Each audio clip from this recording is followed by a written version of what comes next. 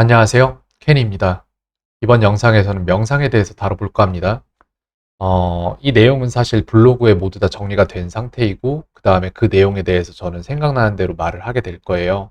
딱히 프롬프터를 쓰고 있는 건 아니라서 영상이 약간 두서없어지긴 할 수 있어요. 그렇기 때문에 여러분들이 만약에 이거를 글로 보고 싶으시다 하면은 영상 하단에 설명란에 있는 주소로 들어가서 블로그에서 보시면 될 것 같아요.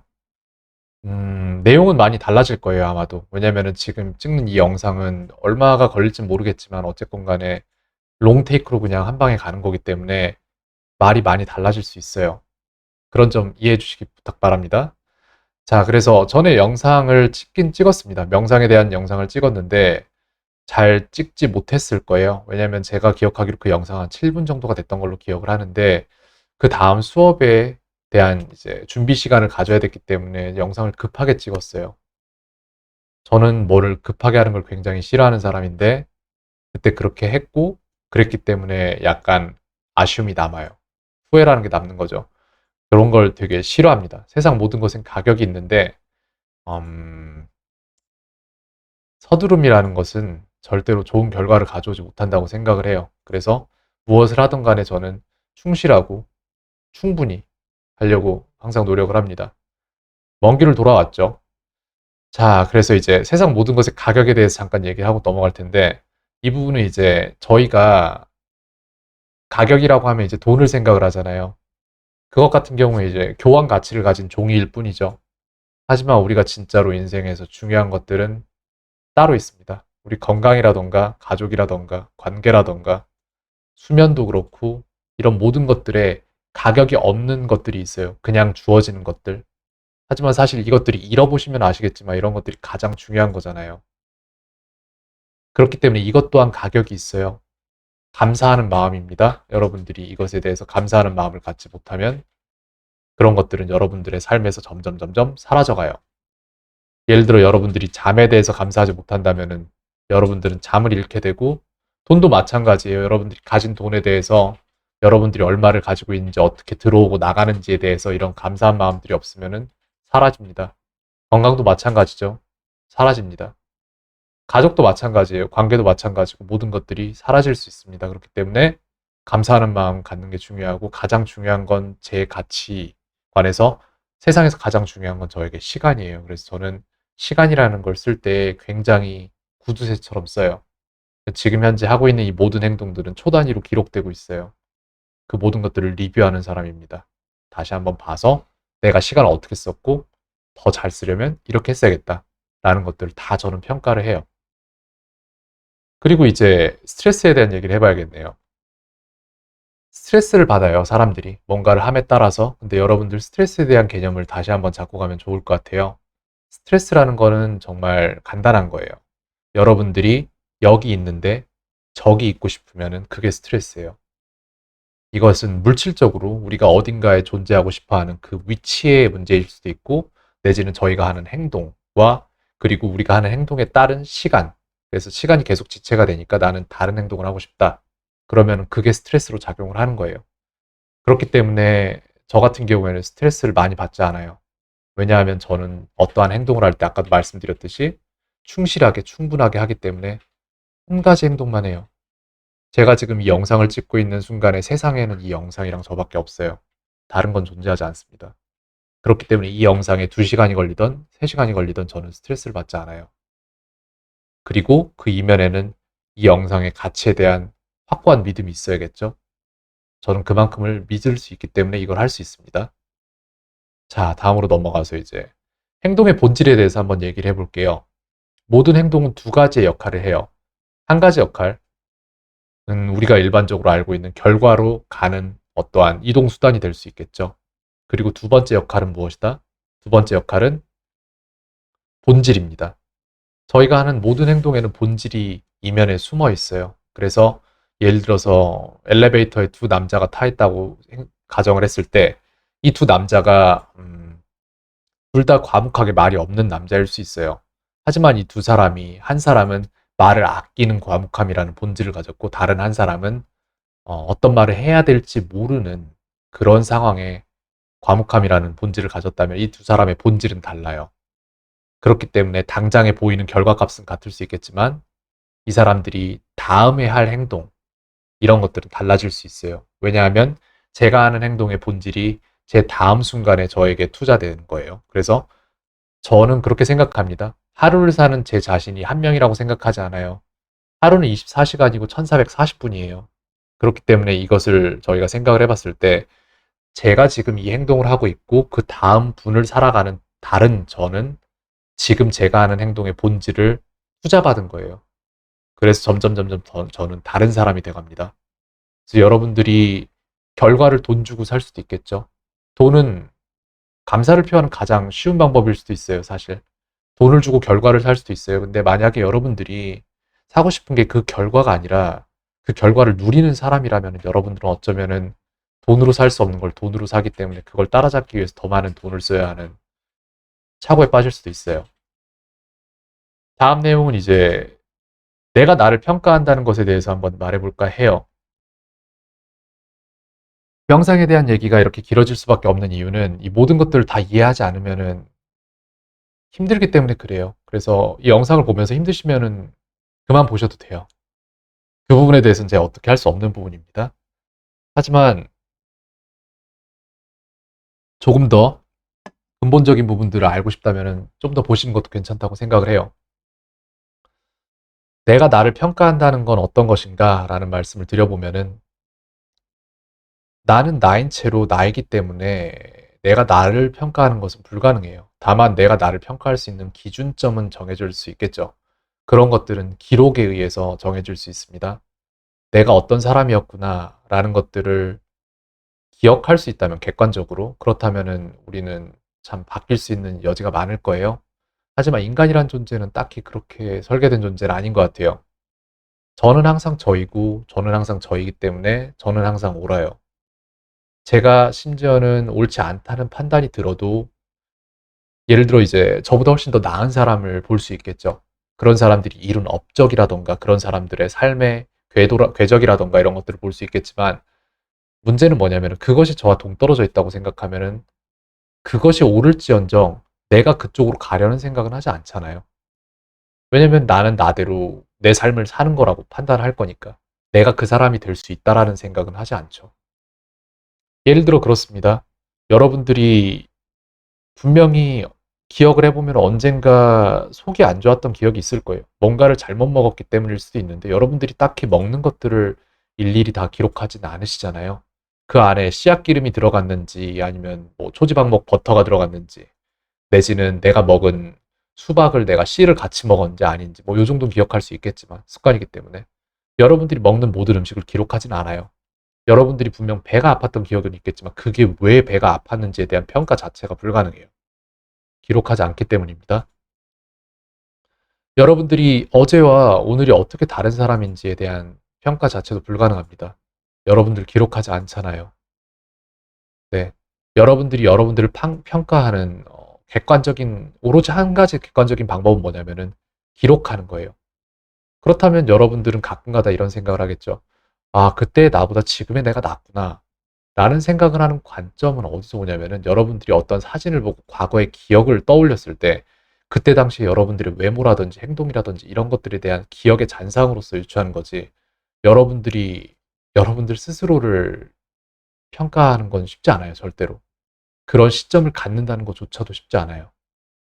이 부분이 명상과 상당히 밀접한 관련을 갖습니다. 다음으로 다룰 내용은 이제 명상이 어떤 역할을 정확히 하는가에 대해서 말할 건데 명상은 내 몸을 살필 수 있는 그런 시점을, 시야를 내지는 시간을 줍니다, 여러분들에게. 어떤 식으로 주냐 하면은 여러분들은 이제 명상을 통해서 여러 가지 명상의 방법들이 있어요.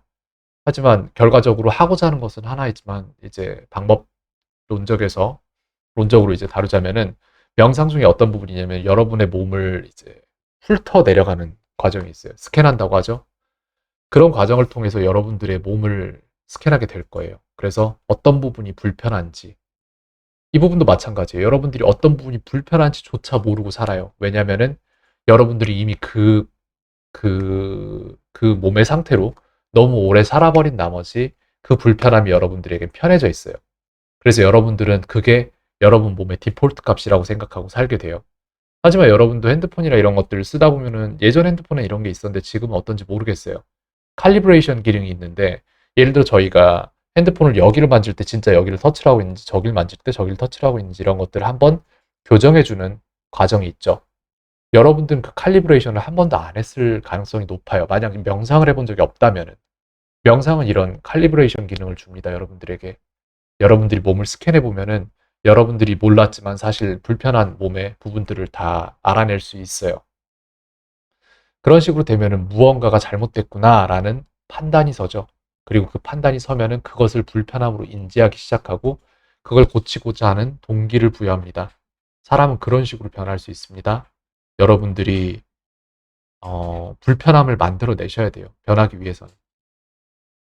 인간의 몸과 마음은 편안함을 추구하는 그냥 그런 메커니즘을 가지고 있기 때문에 여러분들이 부자가 아닌 게 불편하면 부자가 될 수 있고요. 여러분들이 어, 어떤 게 편하면은 그 편한 쪽으로 움직이게 돼 있어요. 그래서 여러분들은 스캔을 하면서 불편한 부분들을 아마 찾게 되실 거예요. 내지는 이제 그런 명상도 하죠. 예를 들어서 이제 나의 이제 몸 밖에서 태양이 있는데 그 태양이 나에게 따뜻한 빛을 흘려보내고 그 빛이 내 몸속을 타고 흐르면서 내 발끝부터 머리끝까지 채우는 명상도 하게 됩니다. 그러다 보면 여러분들은 느낄 수 있을 거예요. 그 빛이 내 몸 안으로 액체 상태로 들어와서 흘러내려가면서 여러분들의 몸의 불편한 부분들을 다 씻어내고 그러면서 여러분들은 몸 속을 어떠한 입장으로 다니냐면은 여러분들이 어떠한 작은 소형 캡슐 우주선을 타고 여러분 몸속을 이렇게 여기저기 돌아다니는 느낌을 받게 되실 거예요. 그러면서 여러분은 또한 여러분들 몸속에 여러분들만 사는 게 아니라는 그런 느낌을 받으셔야 돼요. 받으실 수 있으실 거예요. 저는 그렇게 기대를 합니다. 그래서 명상은 이런 관점에서는 여러분들의 몸을 여러분들의 몸 밖에서 여러분들의 의식을 여러분들의 몸 밖에다가 두고 동시에 여러분들의 몸 안에다가 두면서 여러분들의 몸을 내지는 여러분들의 마음을 3인칭 시점에서 볼 수 있는 그런 시야를 줍니다. 그런 시야를 가졌을 때 제게 일어났던 일들은 무엇이 있냐면은 저는 굉장히 오랜 시간 동안 제가 제 삶을 통제한다고 생각을 했지만 사실 그렇지 않죠. 저희는 무의식의 지배를 당하죠. 그리고 그 무의식은 이제 마음이라는 이름을 가지고 행동을 하는데 저희 뒤에서 이제 퍼펫이라고 아시죠? 이제 그 실이 연결된 이런 인형인데 그 실이 연결된 인형의 모습으로 제 경우엔 그래요. 제가 명상에서 마음을 처음 마주한 것은 그때였어요. 제 등 뒤에 이제 실이 연결된 모습이었고 그 실을 쥔 퍼펫 마스터가 퍼펫의 모습으로 저를 조종하고 있었어요. 그리고 제가 그것의 존재를 인지를 했을 때 이것은 굉장히 무서운 모습이었어요. 뒤에 어둠이 깔려 있었고 이제 어릿광대의 모습이었는데 굉장히 무서운 모습이었어요. 저보다 훨씬 더 큰 크기를 갖고 있었고 그리고 제가 돌아보기 이전에 이미 저는 3인칭 시점을 갖고 있었기 때문에 제 정면에서 저를 보고 그 퍼펫 마스터가 제 뒤에서 저를 조종하고 있는 모습을 보면서 굉장한 공포를 느꼈죠. 그리고 그것을 마주했을 때 이 마음이란 존재는 딱히 어떤 겁을 내거나 그러지 않았어요. 오히려 저에게 조소를 날리면서 이런 느낌을 줬어요. 네가 나를 찾았구나 드디어. 그래서 어쩔 건데. 라는 그 정도의 느낌을 줬어요. 그런 존재를 보기까지 명상이 없었다면 불가능했을 거예요. 왜냐면은 저는 언제까지나 제 자신을 저 자신인 채로 평가하고 제 자신이 제가 아니고 이 몸을 사용하는 수많은 존재에 대한 느낌 자체를 갖지 못했을 거예요. 작게는 마음이 있겠고 크게는 미생물들이 있죠. 37조에 달하는. 그리고 이 미생물들은 실제적으로 우리 의식이 관여하는 것보다 우리가 사는 삶을 살아가는 어떠한 기분에 훨씬 더 많은 관여를 하죠. 저희가 저희에게 관여하는 것보다 더욱더. 그래서 먹는 게 굉장히 중요하다는 얘기가 여기서 나오는 거죠. 자, 그래서 그런 일이 일어나려면 여러분들 명상을 할 수밖에 없어요. 명상이 아닌 이상은 그게 일어나기 쉽지 않습니다. 그게 일어나려면 여러분들 명상을 하거나 아니면 여러분들이 아닌 누군가의 삶을 살아버려야 돼요. 근데 그러기 위해서는 믿음이 필요한데 그 믿음이 생기지 않을 거예요, 아마. 그리고 이제 세 번째 부분에서 무엇을 말할 거냐 하면은 다른 존재들과의 대화가 돼요. 나중에는 이제 저 같은 경우에는 명상이 어디까지 이루어졌냐면은 지금은 현재 이제 처음부터 명상을 시작할 때 헤드스페이스라는 앱을 사용을 했었어요. 안드로이드 앱에서 핸드폰으로 사용을 했었고 저는 그 당시에는 이제 영어로만 명상을 했었죠. 저는 영어가 되기 때문에 명상을 영어로 했습니다. 그래서 영어로 했는데 한 10개 정도의 명상이 처음에 기본값으로 돈을 안 내도 쓸 수 있게 주어져요. 그리고 저는 거기에 이제 월별로 구독을 하면서 한두 달 정도 써봤는데 사실 기본 명상이 가장 베이직하고 좋았어서 저는 돈을 안 내고 계속 듣기 시작했어요. 그러다가 어느 날 이제 헤드스페이스라는 명상 앱이 어, 넷플릭스에도 런칭된 거를 보고 거기에서 이제 하기 시작했고 그 다음에 거기에 지금 8가지 명상이 들어가 있어요. 그래서 그 명상을 이제 매일매일 하는데 거기에 보면 이제 단계별로 굉장히 잘 구성이 돼 있고 한글로도 나와요. 그래서 여러분들도 그거를 넷플릭스를 만약에 쓰고 계시다면 그걸 보시면 좋을 것 같아요.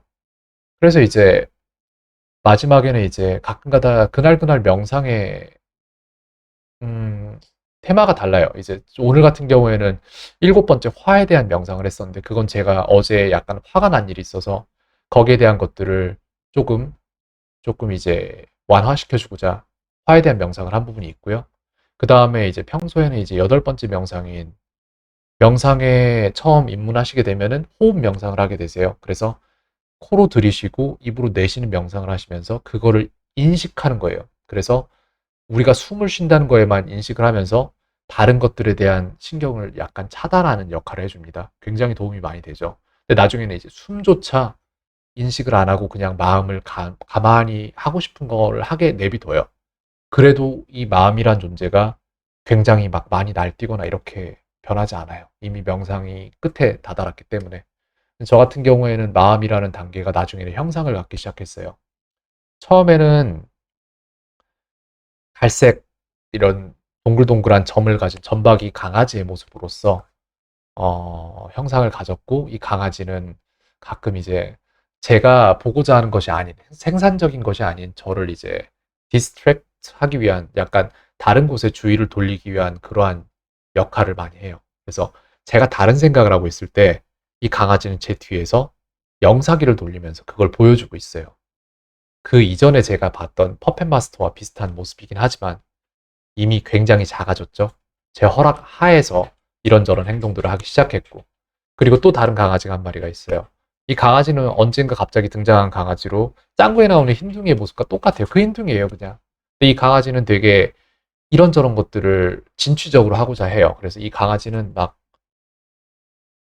진취적인 행동들, 생산적인 행동들, 내가 했을 때 좋은 행동들, 그런 행동들을 하자라고 저를 끌고 나가는 어느 정도 그런 약간 파워하우스 같은 그런 역할을 해요. 제게 있어서 지금 현재. 그리고 세 번째 강아지는 거미예요. 저는 거미에 대한 포비아를 갖고 있어요. 굉장한 공포감이죠. 그래서 거미가 나와 있는 페이지는 저는 손으로 만지지도 못해요. 책을 볼 때도. 거미에 대한 책 같은 건 볼 생각을 하지 못합니다. 이는 왜냐면은 제 과거에 제가 살던 집에서 앞에 정원을 가진 집에 가서 장대를 가지고 거미를 잡아서 잠자리 채집통에 넣었었어요. 근데 그 거미가 이렇게 위에 보려고 들었는데 거기에서 제 머릿속 위로 우두두두두두 하고 거미가 떨어져서 거기에서 저는 트라우마가 생겼어요. 그리고 그 거미가 굉장히 징그러웠던 모습은 뭐냐면은 그 아이들이 안에 있으면 저는 사이좋게 지낼 줄 알았던 것 같아요. 그런 모습을 기대하진 않았는데 자기들끼리 잡아먹고 있었어요. 그런 모습에서 저는 많이 공포를 느꼈었고 그게 머리 위로 떨어졌을 때 그 공포가 완전 배가 돼서 머릿속에 선명하게 남아버린 거죠. 아마도 아세틸콜린이 분비가 됐을 것이고 그렇게 돼서 그게 하이라이트 된 게 지워지질 않는 거예요. 평생. 그렇게 됐는데 이제 그거를 어떻게 그렇게 됐냐 하면은 명상 속에서 8번째 명상에서 마음을 가만히 뒀기 때문에 이 마음이 제 공포감이 어디 있는지를 알고 그거를 자극하기 시작했어요. 그래서 명상 속에 거미들이 등장하기 시작했어요. 제 몸을 둘러싸고 제 몸에 기어다니기 시작했고 명상 속에서 물론 갈색 점을 가진 점박이가 여기서 많은 역할을 했겠죠. 저는 이 공포감을 극복하기 위해서 거미에 대해서 공부를 하기 시작했어요.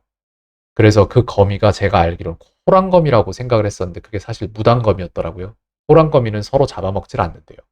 무단거미는 잡아먹고 무단거미였던 것 같습니다.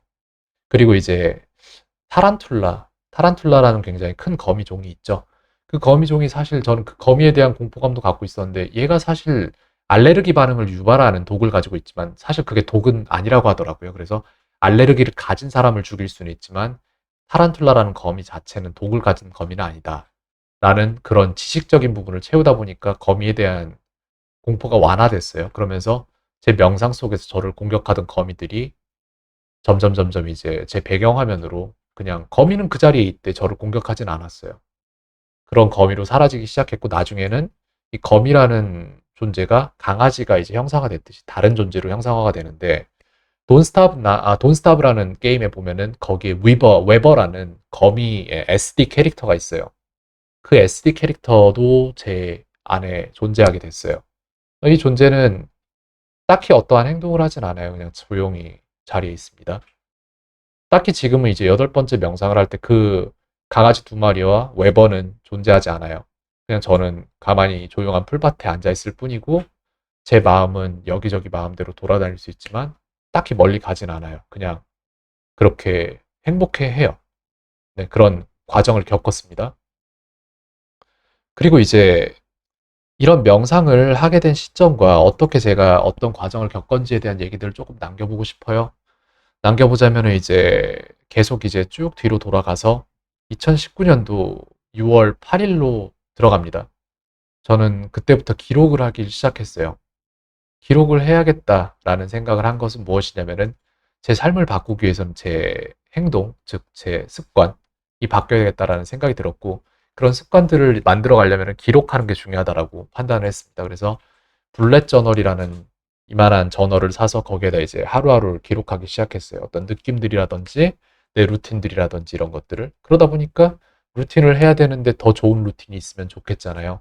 그래서 Billionaire's Morning Routine 이런 영상을 찾았어요. 짐 퀵이란 사람에 대해서 짐 퀵이란 사람이 만든 영상인데 그 사람이 뭐 빌리언에어는 아니지만 그래도 굉장히 영향력을 가진 사람이죠. 뇌에 대해서 많이 공부를 한 사람 같았고 그래서 그 사람이 이제 기억의 궁전이나 이런 것들에 대해서 얘기를 했는데 저는 기억의 궁전을 지금 사용을 하는 사람이고요.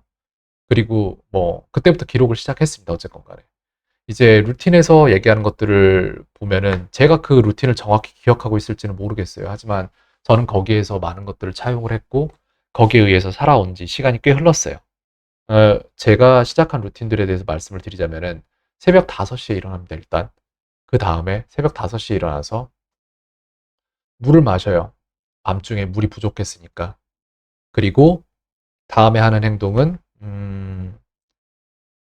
이걸 약간 바꿔서 말씀을 드려야겠네요. 이유도 말씀을 드릴게요. 저는 새벽 6시에 일어나는 걸로 루틴을 한 한 달 반 정도 전에 바꿨어요. 바꾼 이유는 저희가 수면에서 깨어났을 때 저희 몸이 그것이 지금부터 삶을 시작할 아침 시간인가 그렇지 않은가를 판단하는 기준 중에 가장 큰 것 하나가 저희의 망막으로 들어오는 태양빛이에요. 그래서 여러분들이 아침에 일어나자마자 해를 보는 건 굉장히 중요합니다. 태양빛이 우리의 눈 아래쪽으로 들어와서 그래서 우리를 깨워야 돼요. 그랬을 때 거기서 분비되는 첫 번째 코르티솔, 즉 이제 호르몬인데 스트레스 호르몬이죠. 그것이 얼마나 분비되느냐에 따라서 여러분들이 하루에 쓸 에너지 양이 정해지는 게 있어요. 그래서 저희는 머리 가운데에 뱀처럼 구멍이 뚫려 있지 않기 때문에 이것이 낮인지 밤인지를 여기로만 알 수 있어요. 여 밑에 쪽으로. 그래서 빛이 이렇게 들어와야 돼요. 그래서 여러분들이 이제 호텔이나 이런 데 가시면은 전등이 우리 머리 위쪽 위치가 아니라 머리보다 더 낮은 위치에서 빛을 이렇게 위쪽으로 보내주는 걸 본 적이 있으실 수도 있어요. 그건 왜냐면은 과학적인 부분인데 빛이 이렇게 들어가면은 그게 여러분들에게 자는 데 방해를 줍니다. 그렇지만 빛이 이렇게 들어가면 그건 좀 괜찮아요. 그래서 그런 거예요. 그래서 저는 이제 수면 시간을 6시에 일어나는 걸로 바꾼 이유는 제가 사는 위치에서 5시에 일어나면 해가 안 떠요. 그래서 5시 47분이면은 앞에 있는 건물 옆쪽으로 살며시 해가 뜨거든요. 그래서 6시에 일어나요. 그래서 6시에 일어나면은 저는 일어나서 처음으로 알람을 끄고 창을 열고 보셔야 돼요. 왜냐면 창을 통해서 보면은 50분의 1밖에 태양빛이 안 들어와요. 그래서 창을 열고 물을 마시면서 몸에 수분 공급을 하면서 태양을 봅니다. 그리고 두 번째 루틴은 저는 이제 귀로 subliminal tape이라는 걸 들어요. 그래서 제가 어떤 사람이 되고 싶은지에 대해서 제가 스스로 녹음한 그런 테이프를 듣습니다. 그러면서 이제 그걸 듣고 제가 어떤 사람이 되고 싶은지에 대한 글을 써요. 그 글은 바뀌지 않아요. 매일 아침 저녁으로 써요. 네. 제가 어떤 존재가 될 것인지에 대한 방향성을 줍니다. 그리고 세 번째 루틴은 저는 이불을 정리합니다. 세 번째 루틴 굉장히 중요합니다. 여러분들은 여러분들의 환경을 바꾸는 사람이 되거나 여러분들은 환경에 의해서 지배당하는 사람이 될 수 있습니다. 두 개 다 하시면 돼요. 환경을 바꾸고 그 환경이 여러분들을 바꾸게 호순환으로 돌리시면 돼요. 내지는 환경이 계속 어지러지고 이 환경 어지러지면서 여러분들의 마음을 어지럽히는 악순환으로 돌리실 수도 있어요. 둘 중 하나 고르시면 됩니다. 그렇게 하시면 이제 성공으로 시작해서 마지막에 잠자리에 들 때 성공으로 끝나는 하루의 순환을 반복하실 수 있어요. 기분이 굉장히 좋아요. 그렇게 잠들면. 자, 그 다음 루틴은 이제 저는 눈을 감고 비주얼라이제이션 합니다. 오늘 있을 일들에 대한 대강적인 그림을 그리고 그 안에서 제가 어떠한 사람이고 싶은지에 대한 설정을 시작합니다. 여러분들은 이고라고 들어보셨을 거예요. 자아라는 것인데 여러분들은 여러분들이 누구인지를 여러분들 스스로 평가하는, 판단하는, 그리고 나아가는 그런 것이 바로 자아입니다. 여러분들이 하는 행동들은 여러분들이 스스로 가진 자아에 의한 여러분들이 그 상황에서 여러분들은 그 자아에 의한 연기를 하게 될 거예요. 삶을 살아가면서. 여러분들이 재밌는 사람이라는 자아가 있다면 어떤 상황에서 농담을 할 것이고 진중한 사람이라는 자아가 있다면 여러분들은 어떤 상황에서 무게감 있는 말을 할 것이고 여러분들은 사람이 아니라는 자아를 갖고 있으면 사람이 아닌 행동을 할 수도 있겠죠. 그게 나쁘다고 말하는 건 아닙니다. 그럴 수도 있으면 그건 좋겠죠. 저는 딱히 자아를 갖지 않습니다. 저는 그래서 제게 어울리는 자아, 그 상황에 어울리는 자아를 판단하고 그 자아를 입습니다. 네. 그렇게 해서 네 번째 비주얼라이제이션이라는 루틴이 끝났죠. 다섯 번째 루틴은 저는 운동을 합니다. 이 운동을 지금 현재 저는 오른팔을 다쳐서 운동을 하지 못하고 있어요. 여기가 굉장히 좀 심하게 부상을 입었는데 운동은 이제 평소에 하던 대로 말씀을 드리자면은 폼 롤러로 몸을 한번 싹 다 이완을 시켜줍니다. 그리고 마사지 볼로 이쪽 근육을 풀어줍니다. 왜냐하면 저희가 미는 근육, 이제 당기는 근육이 이렇게 수축되고 미는 근육, 이제 당기는 근육이, 당기는이 아니라 미는 근육이 이렇게 수축돼서 저희를 잡아당기고 있고 반대로 미는 근육이, 당기는 근육이, 미는 근육으로 바뀌어 있죠. 왜냐면 우리는 핸드폰을 이렇게 하고 또 키보드를 이렇게 치고 하기 때문에 이렇게 되는 게 아니라 이렇게 돼 있기 때문에 몸이 말려 들어가죠. 그래서 그걸 바꿔주기 위해서 폼롤러로 한번 다 풀어주고 그 다음에 마사지 볼로 또 한번 풀어주고 여기를 그 다음에는 애니멀 플로우라는 걸 해요. 그건 이제 몸에 이제 뭐라고 하죠? 그거를 가동 범위를 늘려주는 운동이고요. 그 다음에는 이제 타바타를 7분 정도 합니다. 그 다음에는 이제 밴드 스트레치를 합니다. 어깨 근육을 늘려 이쪽 근육 프레임을 넓혀주기 위해서 밴드 스트레치 이런 식으로 당겨서 하고 그 다음에는 이제 턱걸이를 한 8개씩 한 6세트 정도 합니다. 그 다음에 이제 팔굽혀펴기를 하는데 12개씩 5세트 정도 합니다. 근데 12개라는 거는 왜 12개냐 하면은 난이도를 점점 올려요. 그래서 다리의 각도를 이런 식으로 해서 팔과 다리를 이 정도 각도로 유지를 했다가 한 12개 정도 올라가면은 그럼 이제 10개로 다시 낮춰서 각도를 더 바꿔요. 바꾸고 하다가 이제 물구나무 서서 팔굽혀펴기를 하다가 오른팔이 다쳤어요. 그래서 지금 한 10며칠째 운동을 못 하고 있는데 몸이 좀 줄어가는 모습 보면서 약간 좀 답답해요. 그리고 이제 여섯 번째 루틴은 음, 명상을 합니다. 근데 명상을 하기 전에 찬물로 샤워를 해요. 찬물로 샤워를 해서 땀을 싹 다 닦아내고 그 다음에 바로 명상으로 돌입을 해요. 그래서 명상은 이제 아까 말했던 것처럼 헤드스페이스로 명상을 한 다음에 그 다음에는 이제 외모 관리를 합니다. 외모 관리는 굉장히 중요해요. 여러분들이 예를 들어 결혼식을 생각을 해볼게요. 결혼식에서 여러분들이 결혼하는 날에 결혼식에 나갈 정도의 외모 관리가 되어 있어야만 여러분들은 자기 자신에 대한 더 좋은 사진을, 청사진을 갖고 있을 수 있다고 저는 생각을 해요. 그리고 여러분들은 외모로 남을 판단하는 건 좋은 게 아니다라고 말할 수 있겠지만 인간은 외모로 남을 판단하는 존재예요. 네. 근데 그거를 굳이 우리의 그런 어떠한 관점으로 남들이 그렇게 판단한다고 그거를 바꾸거나 내지는 거기에서 메인스트림하지 않거나 하는 선택을 하는 것보다 그냥 그게 흐름이라면은 거기에 맞춰가면서 이용할 줄도 아는 게 맞다고 생각을 합니다. 그래서 여러분들이 외모를 완벽히 갖추고 있으면은 여러분들은 밖으로 언제든지 나갈 준비가 되어 있는 거예요. 그리고 기회는 여러분들이 사람들과 만나고 그리고 여러분들이 사람들과 대화하고 여러분들이 뭔가 세상과 뭔가를 할 때에 여러분들에게 더 많이 주어지죠. 그렇기 때문에 여러분들은 총알처럼 당장이라도 밖으로 튀어나갈 준비가 되어 있어야 됩니다. 외모는 굉장히 중요합니다. 자, 외모 관리가 끝났으면은 그러면 저는 이제 뭐라죠? 이걸 말로 설명하자니 쉽지가 않네요. 항상 하는 거라서 이거를 보여줄 수 있으면 좋을 텐데 지금 제가 애플 쪽에 관리를 하고 있어서 윈도우 PC에는 그게 없을 거예요. 어, 외모 관리가 끝나면은 저는 이제 계획을 세웁니다. 하루의 계획을.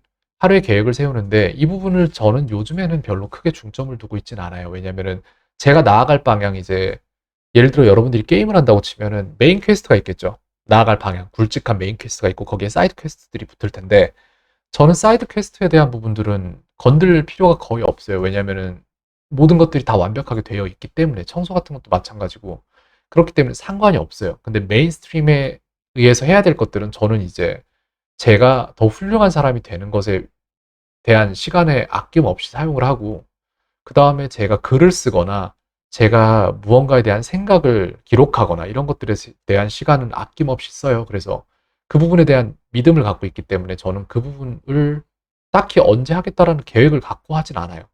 그냥 만약에 내가 오늘 만약에 책을 4시간을 썼다. 그럼 그것은 성공적인 하루인 거예요. 책을 2시간을 썼다. 그럼 아쉬운 하루이고 3시간 썼다. 그럼 그것 또한 뭐 나쁘지 않은 하루가 될 수 있어요. 영상을 만들고 있다? 그럼 이 시간조차 기록되고 있고 저는 그거에 대한 가치를 분명 믿습니다. 그렇기 때문에 서두름이 없고 후회도 없고 그냥 현재만 살아요, 정말로. 그렇기 때문에 아무런 문제가 없어요. 그래서 이제 그런 계획하는 시간은 굉장히 중요하긴 한데 여러분들에게 계획하는 시간은 굉장히 중요할 거예요. 그리고 여러분들이 이 루틴을 했던 이유들은 뭐냐면은 아까 초반 부분에 말했듯이 여러분들은 한 명이 아니에요. 하루를 사는 여러분들은 1440명이고 시간을 이제 우리가 그래프상으로 나타내자면 1440명이라고 치면 되고 또한 여러분들은 그 1440명 중에서 또한 다른 그래프상으로 보면은 100명 정도라고 보시면 돼요. 이 100명 정도 중에 몇 명이 과거라는 시점에 가서 후회를 하고 있는지 미래라는 시점에 가서 걱정을 하고 있는지를 따져봐야 돼요. 그래서 여러분이 1440명 중에 한 명으로서 오롯이 그 한 1분을 살아낼 수 있고 100명 중에 한 명이 오롯이 100명 중에 100명 모두가 현재라는 시점에서 같이 협업해낼 수 있으면 여러분들은 어마어마한 생산성을 갖게 되실 거예요. 저는 그걸 하고 있고요. 여러분도 그렇게 되시려면은 어떻게 시작하셔야 되냐면은 여러분들이 과거라는 시간대와 미래라는 시간대에 접속하는 시간을 완벽하게 줄이셔야 돼요. 그래서 여러분들을 한 명의 회사로 보셔야 돼요. 그래서 여러분들은 큰 굵직한 계획을 세우고 그것에 대한 프로젝트들을 만들고 수행하며 이것들에 대한 평가하고 기록할 때 그럴 때 이것을 하는 사람들은 사장단이 돼야 돼요. 그 사장단을 불러오기 위해서는 그 사장단이 걸을 만한 레드카펫을 미리 좀 깔아 두셔야 됩니다. 그것을 위한 7가지 루틴을 방금 전에 제가 설명을 드렸던 것이고 8번째 루틴에서는 사장이 와서 이거 하면 되겠네, 저거 하면 되겠네, 저거 해봐, 저거 해봐 그렇게 툭툭툭툭 던져준 거를 사장단이 세운 계획 뒤에 나오는 일꾼들은 생각하면 안 돼요. 일만 해야 돼요. 사장이 세운 계획을 일만 하면 됩니다. 네. 네, 여러분들은 회사 다니면서 그런 경험 하실 거예요. 위에서 이제 사장단이 세운 계획에 따라 일을 하면 되는데 직원들이 꼭 나서서 아, 이거 왜 하는지 모르겠어. 아, 왜 이런 거 해? 이런 말들을 꼭 나가서 일 안 하고 담배 피면서 하죠. 여러분들이 그런 사람이라면은 여러분들이 인지 못하겠지만 여러분들이 만약에 사람을 다루는 입장에 간다면 저 같은 경우에는 주재원 생활할 때 제 밑에 300명 정도를 다뤘었어요. 하루에 4만 5천 대에서 6만 대, 성수기 기준으로 6만 한 3,400대, 3천 대 이 정도의 핸드폰을 만들어야 되는 그런 일을 했었고요. 저는 이 차이점을 분명히 알아요. 이 결정된 것을 그대로 따르는 사람이 얼마나 중요한 사람인지에 대한 그런 것들의 차이점을 알기 때문에 이것이 제 신체를 한 회사로 보고 놓고 봤을 때 이게 얼마나 큰 생산성의 차이를 갖다 주는지 저는 잘 알고 있어요. 그래서 저는 계획하는 사람은 계획만 하고 일하는 사람은 일만 합니다. 그리고 메인터넌스 팀은 메인터넌스만 하는 거고 뚜렷하게 구분해야 됩니다. 처음부터 그게 됐냐고요? 아니요. 그렇지 않았죠. 그래서 처음에는 어떤 상황이었냐면 초기에는 계획을 세운 사람이 계획을 세우면은 후에 일꾼들이 불만을 표시하고 그걸 안 해요. 그러면은 다음날 루틴에서 계획을 세운 사람이 이걸 왜 안 해? 그리고 또 계획에 집어넣어요. 좀 더 세밀한 계획을. 일꾼들 또 불평을 하지만 조금 더 그럴듯한 세밀한 계획이 섰기 때문에 이 정도는 해야지 하고 해요. 그런 식으로 타협이 이루어지고 나중에 이 타협이 없어져요. 그래서 저는 계획 세우는 거를 별로 안 해도 되는 거예요. 왜냐면은 저는 타협을 안 해도 돼요. 이제 그냥 하면 돼요. 그런 시점이 왔기 때문에 그런 겁니다. 근데 여러분들은 이제 그런 게 되지 않을 거예요, 잘. 근데 여기에서 저는 또 한 가지 중요한 대목이 있어요. 저는 영어가 되기 때문에 The Power of Now라는 에카툴레라는 사람이 쓴 책이 있는데 그 책을 7시간짜리 책을 저는 70번 들었어요. 어디블이라는 아마존 프로그램에서 기록이 되기 때문에 저는 70번 들었다는 사실을 알아요. 어마어마하게 많이 들었죠. 근데 이 책을 사기 전에 저는 샘플 버전으로 들었었고 이미 이 책에 대한 이해는 끝났어요. 깨달음은 그때 당시에 이미 얻어졌어요. 그래서 한 번에 한 가지 행동만 한다는 것에 대한 장점을 알게 됐고 그것에 대한 완벽한 깨달음을 얻었어요. 그 시점에 했던 일이 어떤 거냐? 라면 저는 손을 씻었어요. 손을 씻는데 손을 씻는다는 행동에만 완벽하게 집중을 했어요. 그래서 저는 손을 씻으면서 손만 씻을 수 있었어요. 그러면서 손을 씻으면서 이제 거기에 어린 거품들의 빛이 하나하나씩 반사되어 나오는 그 아름다움을 봤고 그것을 씻어내는 물줄기가 손주름을 따라서 흐르는 그 아름다움을 봤어요. 여러분들이 정말 한 번에 한 가지 행동만 할 수 있으면은 모든 것들이 다 아름답고 모든 것들이 다 만족스러울 수 있어요. 하지만 여러분들은 바빠서 그걸 못하는 거예요. 단지 그것뿐입니다. 그리고 나서 이제 밖에 나가서 걷고 싶었고 밖에 나가서 걷기 위해서 내가 복도로 나섰을 때 긴 복도가 쭉 이어져 있는데 그 복도를 제가 보는 시점은 평소에는 제가 제 의식이 한 이만큼 앞서 있는 거예요. 저보다. 그래서 이렇게 앞에 가는 의식을 제가 몸이 따라가는 식인 거죠. 근데 어느 순간 이 의식이 이 지금 해야 되는 행동을 정확히 그 시점에서 하게 되면서 이 의식이 요만큼 당겨져요. 정확히 제 몸과 일치돼요. 그러면서 시점이 변해요. 마치 달리줌으로 리미틀리스라는 영화에서 쭉 당겨져 오는 것처럼 시점이 변하면서 현기증을 느꼈어요. 그리고 제가 그동안 보지 못했던 시점으로 세상을 보게 됐어요. 정말 말 그대로 시점으로. 그리고 집 밖으로 나가서 제가 볼 수 있는 굉장히 먼 곳을 보고 그쪽으로 직선으로 걸어가기 시작했어요. 사람들의 무리와 이렇게 맞닥뜨리는 일도 있었고 했지만 사람들이 피해갔어요. 그리고 그 사람들이 딱히 저에게 시비를 걸거나 저에 대해서 뭐라고 얘기하지도 않았을 걸로 저는 판단합니다. 왜냐면은 제가 이미 그렇게 걷고 있을 당시에 제가 가진 주파수가 달라지기 때문에 이 사람들이 가진 공포라든지 불만이라든지 시비라든지 이러한 주파수와 맞지 않아서 이 사람들이 제가 하는 그 행동에 어떻게 반응해야 될지에 대한 판단이 안 서는 거예요. 여러분들이 만약에 할 수 있다면, 진짜 믿을 수 있다면 그렇게 한번 해보세요. 시비 안 걸려요. 네. 그냥 미친 사람인가 보다라고 생각할 수도 있다고 저는 판단합니다. 그쵸? 미친 사람 맞죠? 네. 근데 세상에서 무언가를 이룬 모든 사람들은 다 미친 사람이에요. 정상적인 사람으로는 뭔가를 해낼 수가 없어요. 왜냐면은 딱 그만큼이니까. 자, 그렇다면은 저는 그런 식으로 이제 변화를 겪었고, 또한 기억력의 변화도 겪었습니다. 운전을 하면서 앞에 학원 전화번호나 이런 게 써 있으면 그런 게 그냥 머릿속에 다 들어왔어요. 어렵지 않았어요. 딱히 어떠한 기교를 부려서 그걸 외운 것도 아니고, 머릿속에 이제 여유 메모리가 많이 생긴 거죠. 딱 그냥 하는 행동만 하면 되니까. 운전을 하면서도 그냥 사고 안 날 행동만 하면 되니까. 여유 메모리라는 게 남기 시작합니다. 그리고 이제 부모님 댁에 갈 때 비밀번호를 눌러야 돼요. 근데 그 비밀번호를 누를 때 그 비밀번호가 기억이 안 나서 핸드폰을 봐야 될 때도 있고 그럴 때도 있었지만 어느 순간 저는 이 비밀번호의 패턴을 파악을 했어요. 아, 이런 패턴을 가져서 이 비밀번호가 여기에 적용이 됐겠구나. 그럼 다른 동에는 이런 식으로 패턴이 적용됐겠네? 하고 저는 그날 다른 동을 다 열어버렸어요. 누가 알려준 것도 아니에요. 그냥 보니까 처음 만든 사람이 이런 마음으로 만들었겠네. 이런 패턴으로 만들었겠네라는 패턴이 다 보이기 시작했어요. 사람을 볼 때에도 마찬가지예요. 이 사람이 생각하는 거나 이 사람이 행동하는 거나 이런 것들을 보면 패턴들이 보이기 시작해요. 이 사람은 이래서 이렇구나. 저 사람 저래서 저렇구나. 이 사람은 이걸 먹고 있겠구나. 저 사람 저걸 먹고 있겠구나. 이런 것들에 대한 판단이 서기 시작합니다. 하지만 바쁘니까 사실 그걸 막 많이 하진 않아요. 저랑 상관없습니다. 중요하지 않죠. 네. 그런 변화들이 있었고, 그 다음에 이제 여러분들이 보통의 사람으로서 미친 사람이 아닌 사람으로서 행동을 할 때 왜 여러분들이 더 이룰 수 없는지에 대한 설명을 간략히 하자면은 여러분들은 어떠한 행동을 잘 할 것이기 때문에 그래요. 여러분들이 잘이라는 말을 할 때 잘이라는 말은 여러분들한테 굉장히 좋은 말일 것 같잖아요.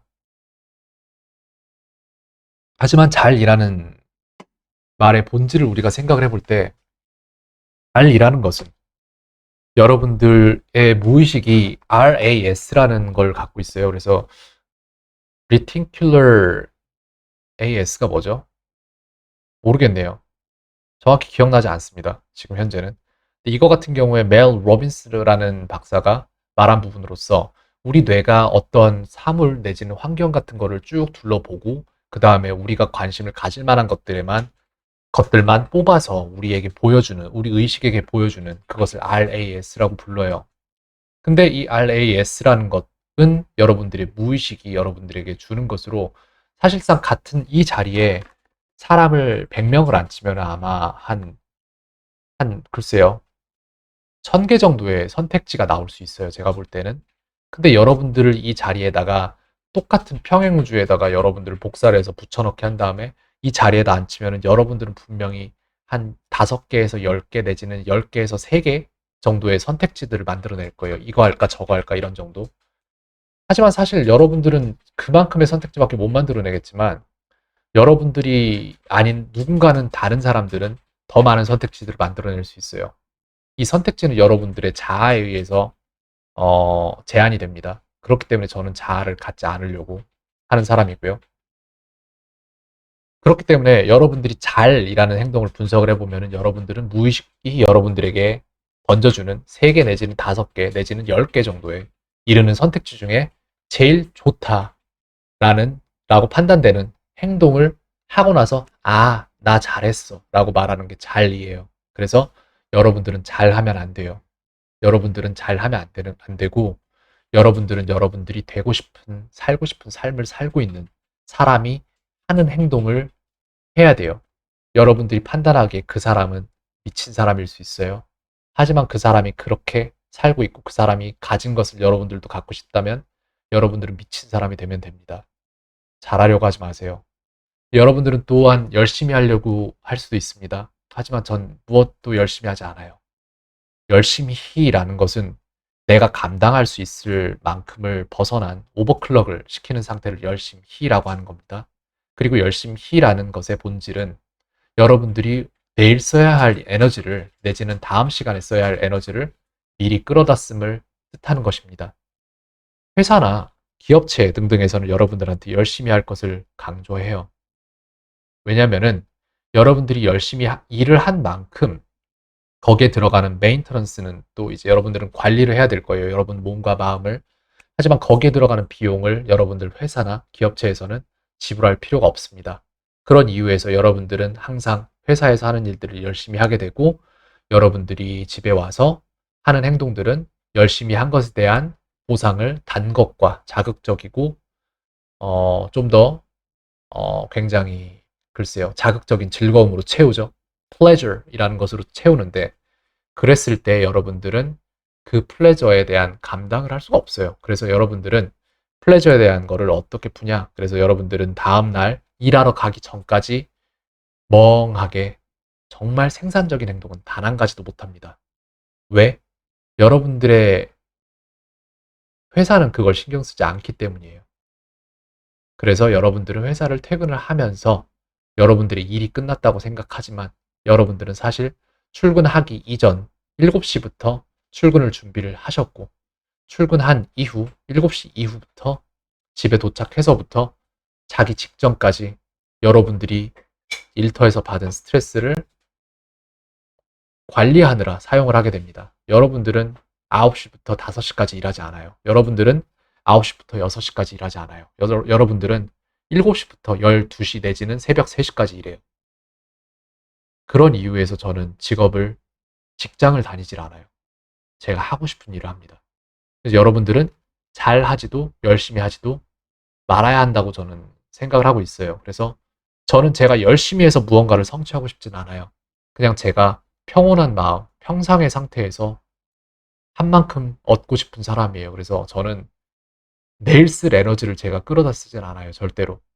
지금 한 가지 행동에 충실할 뿐입니다. 전 지금 제가 이 영상을 몇 분째 찍고 있는지 알지 못합니다. 신경 쓰지도 않아요. 이 영상을 찍는 것에 대한 가치에 대한 믿음이 있기 때문에 이 영상을 찍었고 이 영상을 찍는 동안에는 이 세상에 이 영상과 저만 존재합니다. 누군가와 대화를 하는 순간에도 마찬가지예요. 과거와 현재도 과거와 미래는 없어요. 현재만 있어요, 저는. 그리고 그 순간에 다른 모든 것들은 싹 다 사라져요. 네, 하는 모든 행동들이 즐거워지면 됩니다. 스트레스는 없습니다. 네, 켄이었습니다. 오늘 하루도 평온하시길 바랍니다.